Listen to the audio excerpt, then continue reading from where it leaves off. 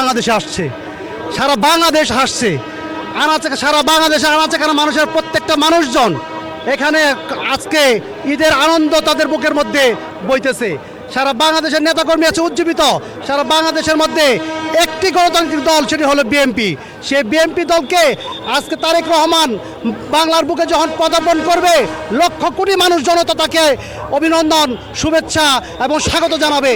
আমরা তারেক রহমান এবং বিএনপি এবং সাভার পৌর যুব দল তথা সালাউদ্দিন বাবু, আমাদের ঢাকা 19 আসনের এমপি পদপ্রার্থী, ধানের শীষে ভোট চেয়ে আগামীতে আমাদের ডাক্তার সালাউদ্দিন বাবু ভাইকে বিপুল ভোটে জয় লাভ করবো এবং তারেক রহমানকে এবং ম্যাডাম খালেদা জিয়াকে আমরা এটা উপহার দেবো আমাদের সবারবাসীর পক্ষ থেকে। তারেক রহমান প্রধানমন্ত্রী হলে তার কাছে আপনাদের কোনো চাওয়া পাওয়ার আছে? অবশ্যই চাওয়া পাওয়া।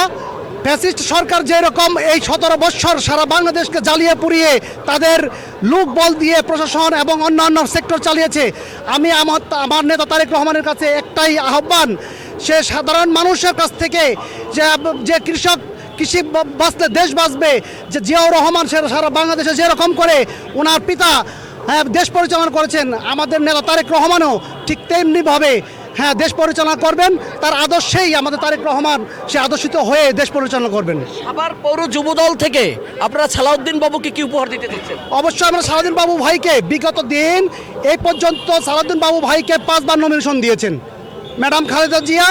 বিএনপি আমাদের সালাউদ্দিন বাবুকে 5 বার নমিনেশন দিয়েছেন। এবার তাকে মানে আমরা বলতে চাই, সাভার আসনে থেকে সর্বোচ্চ ভোট দিয়ে সারা বাংলাদেশের মধ্যে সর্বোচ্চ ভোট পেয়ে সালাউদ্দিন বাবু ভাই এমপি হবে এই